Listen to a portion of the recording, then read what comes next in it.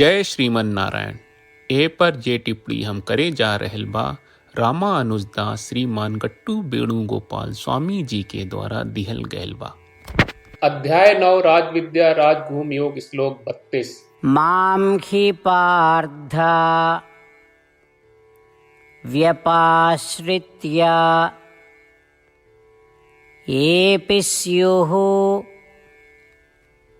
पापयोनयः स्त्रियो वैश्याः तथा शूद्राः तेऽपि यान्ति परां गतिम्। ओम। गीताचार्य श्री कृष्ण परमात्मा अर्जुन सहित हमनी सब के राजविद्या राजभूम योग सिखा रहल बानी। परमात्मा कहत बाड़न की अर्जुन लिंग आ जाति चाहे जौन होके और समाज भले ओकरा से परहेज करे, जेकरा लगे हमरा प्रति अनन्य भक्ति होके ओकरा सर्वोत्तम निवास परम पद मोक्ष के प्राप्त जरूर हुई। अर्जुन सृष्टि के समय दुनिया के सुचारू कामकाज सुनिश्चित करे खातिर मनुष्य के कई तरह के भूमिका आवंटित कहिल गयल रहे। ओ प्रक्रिया में महिला लोग के वैदिक संस्कार करे के जिम्मेदारी ना दिहल गई, वैश्य लोग के यज्ञ संचालन की जिम्मेदारी ना दिहल गई और शूद्र लोग के वेद के अध्ययन के जिम्मेदारी ना दिहल गई। ऐसे ई मानल जरूरी नहीं थे कि खाली ई जिम्मेदारी के अभाव में मोक्ष ओ लोग के खातिर दुर्गम बा।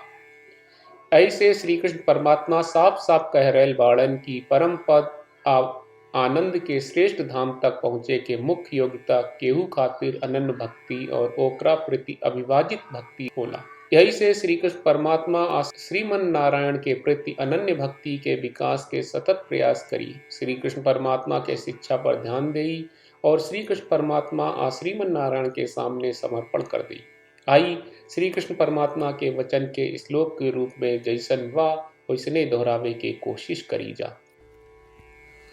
मां हि पार्थ व्यपाश्रित्य येऽपि स्युः पापयोनयः स्त्रियो वैश्याः तथा शूद्राः तेऽपि यान्ति परां गतिम्।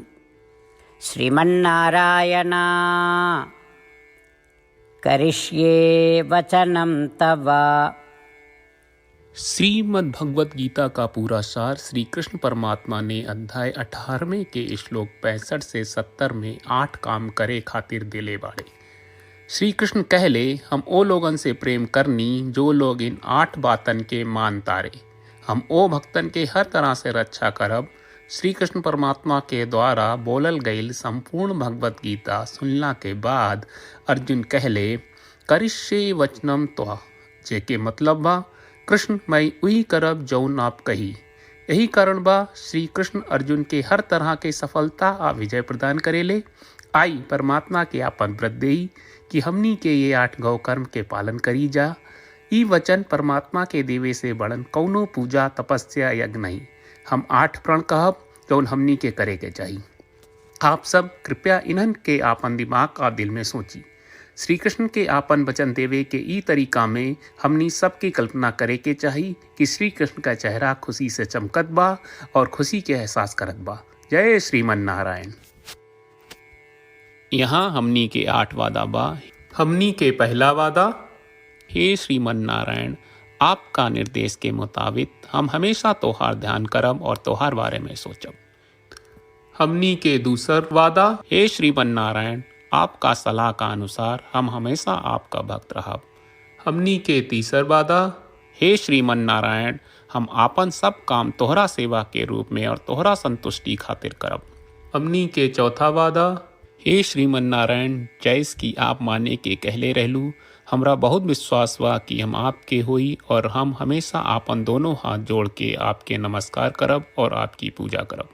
हमनी के 5वां वादा, हे श्रीमन नारायण हमरा के तोरा बात माम एकम शरणम ब्रज 1866 याद कहले, जहाँ आप हमरा के आपन का अर्पित करे का कहा। श्रीमन नारायण मैं हमेशा तोहरे शरण में रहब। हमनी के 6वां वादा, हे श्रीमन्नारायण, हमरा के तोहरा बात माँ सुचहा 1866 याद कहले कि आप हमनी के शोक ना करे का आश्वासन दे रहे बड़े, हम अब और शोक ना करब। हमनी के सातवां वादा। हे श्रीमन्नारायण, आपने हमरा खातिर श्रीमद् भगवत गीता के वितरण करके हम सबके कृपा कहले और आशीर्वाद दहले बा। हम वादा करत बानी कि रोजाना कम से कम एक श्लोक पढ़ब या सुनब। हमनी के आठवां वादा। हे श्रीमन्नारायण, आप गीता के पूरा मानवता तक ले गयलू।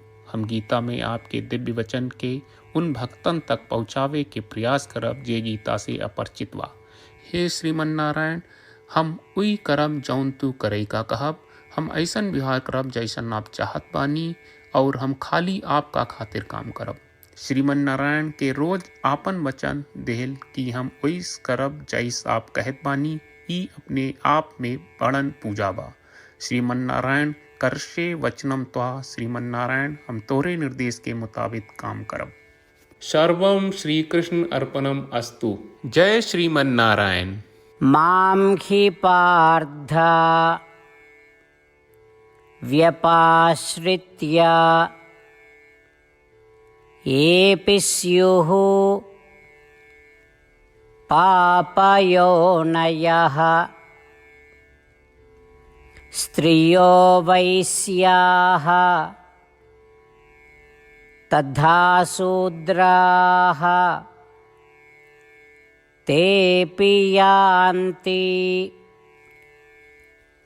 परां गतिम्। ॐ मां हि पार्थव्यपाश्रित्य येऽपि स्युः पापयोनयः स्त्रियो वैश्याः तथा शूद्राः तेऽपि यान्ति परां गतिम्। श्रीमन्नारायण, करिष्ये वचनं तव।